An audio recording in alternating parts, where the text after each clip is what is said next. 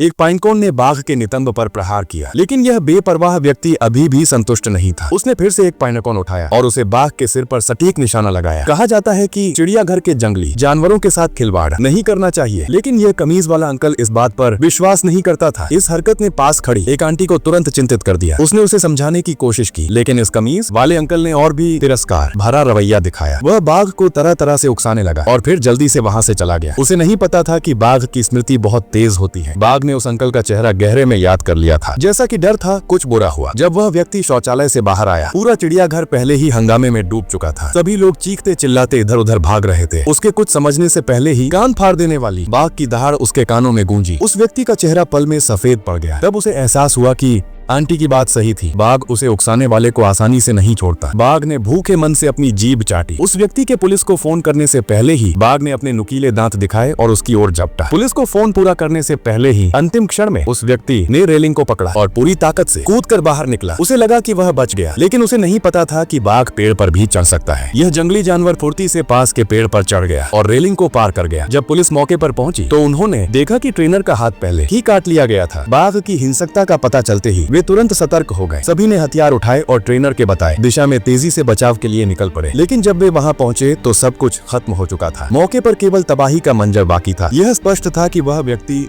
बाघ के मुंह में जा चुका था। इस बाघ को भी अब शायद इच्छा मृत्यु दी जाएगी। लेकिन आश्चर्य की बात यह थी कि दो पुलिसकर्मियों ने जब उस व्यक्ति की पहचान की तो उनके चेहरों पर असामान्य खुशी झलक उठी। दरअसल वह व्यक्ति जो बाघ के मुंह में गया एक कुख्यात शिकारी था। वर्षों से उसने कई दुर्लभ जानवरों का अवैध शिकार किया और उन्हें काले बाजार में बेचकर भारी मुनाफा कमाया। उसके हाथ खून से सने थे। वह जानवरों का दुस्वप्न था। उस पर लोगों को समझ आया कि यह त्रासदी जो एक हादसा लग रही थी वास्तव में कर्म का एक देर से आया तूफान था। ऐसे और भी मूवी को देखने के लिए लाइक और सब्सक्राइब करें।